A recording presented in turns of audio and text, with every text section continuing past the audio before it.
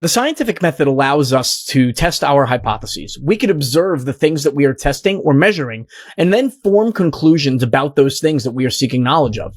But in terms of Christianity, a Christian presuppositionalist asserts that without any testing, observations, or any proof of God, that God is the answer and the reason that we have any understanding of the universe or anything happening within it.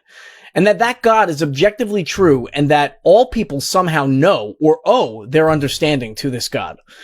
That's a very big problem because I have yet to come across any evidence that tells me that God is the reason for anything.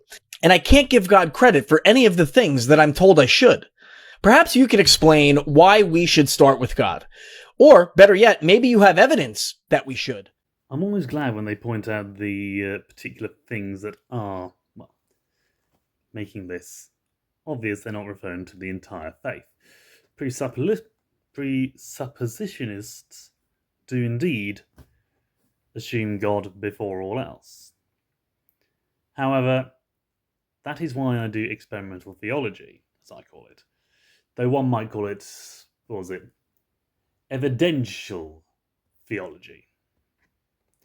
I'm literally delving into things that will give me evidence of things, and if someone questions the Bible directly, or question things within the Bible, I use examples around it, and ultimately work from there. Some things may rely on things in the Bible, but I try to give evidence to support it from outside.